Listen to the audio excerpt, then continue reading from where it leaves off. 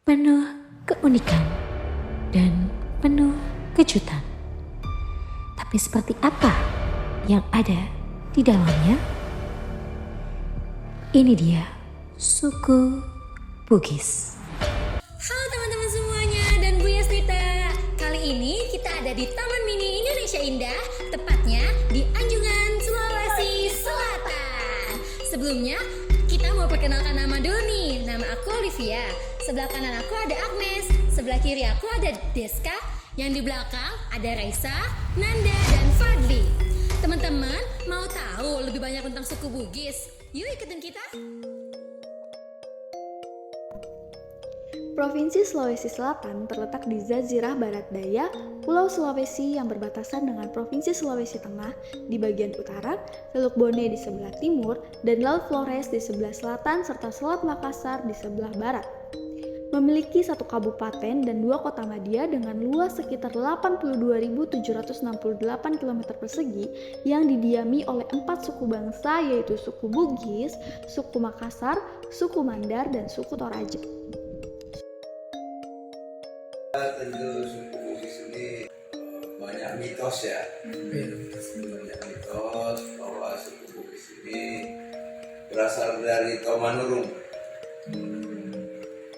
Tomanurung itu ya orang yang diturunkan oleh Allah ke Sulawesi Selatan beranak pinak. Itu kasus. Anjungan Sulawesi Selatan di Taman Mini Indonesia Indah menampilkan 3 rumah adat yaitu rumah tongkonan dari suku Toraja, rumah Balalompo dari suku Makassar, dan rumah bola atau Sauraja dari suku Bugis. Suku Bugis dan suku Makassar memiliki 92% persamaan dengan masing-masing sosial budayanya.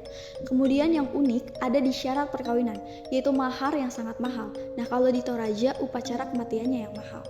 Memasuki anjungan rumah adat yang pertama adalah duplikat istana Raja Sultan Hasanuddin yang dalam adat Bugis disebut Sauraja, Salasa atau Balalampoa dalam adat Makassar.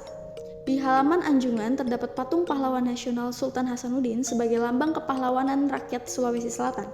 Nah, di samping halaman terdapat 3 buah rumah yang biasa disebut sebagai Bola Bugis dan Bala Makassar yang merupakan rumah rakyat pada umumnya.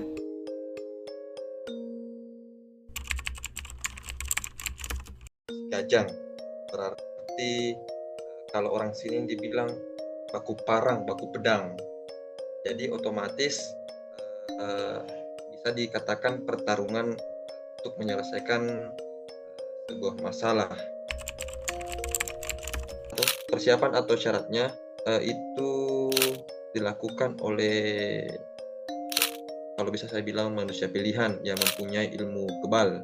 Karena memang betul-betul bilang orang si gajang baku pedang, tapi pas pertunjukan tidak ada yang luka, tidak ada yang berdarah sampai selesai pertunjukan.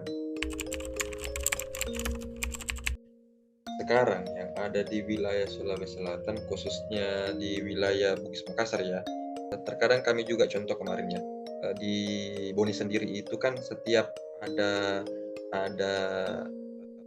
upacara adat, hari jadi kabupaten kota itu kan harus ada tradisi si gajah Nalalipa, maksudnya sebagai pertunjukan untuk jadi hiburan masyarakat.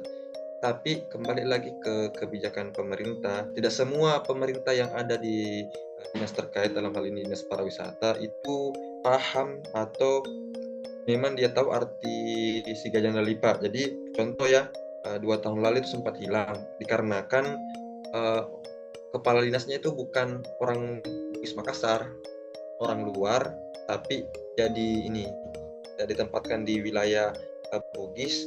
Nah, dia punya kebijakan untuk tidak melakukan si gajah Nalalipa karena bisa membahayakan si pemerangnya. Cuman dari sudut pandang saya, orang pemerintah sebenarnya hanya cukup mensupport dari sudut sanggar-sanggar seni yang sering melakukan pertunjukan tersebut. Kan ada beberapa sanggar seni memang yang masih melestarikan ini si gajah Nalalipa, khususnya di wilayah Bone. Itu memang mulai dari tingkat SMA itu memang sudah diajari, cuman hanya hanya memakai alat peraga, bukan pakai badi asli. Itu tujuannya untuk melestarikan budaya Sigajah Nala Lipa. Mungkin itu salah satu support dari Dinas Pendidikan untuk tradisi Sigajah Nala Lipa. Jadi masalah bisu itu sejak ada namanya kerajaan Bone sudah ada. Bisu itu adalah dia pemelihara dari barang-barang kerajaan.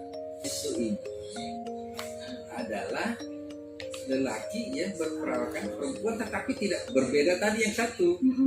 Dia agak beda karena ada unsur tembus, ada indra keenam.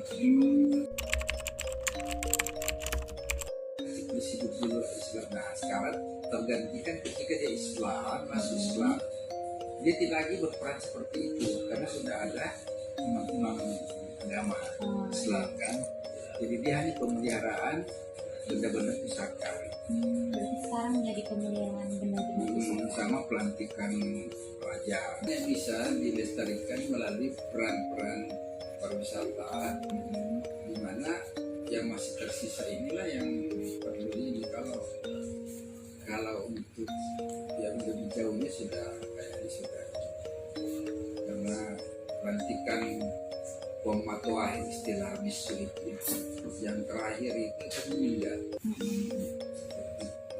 Nah sekarang nggak ada lagi pengganti. Kita telah mengenal lebih dalam tentang suku Bugis. Semoga dari video ini kita dapat mengambil pelajaran yang sangat bermakna. Kami dari kelompok suku Bugis pamit undur diri. Terima kasih.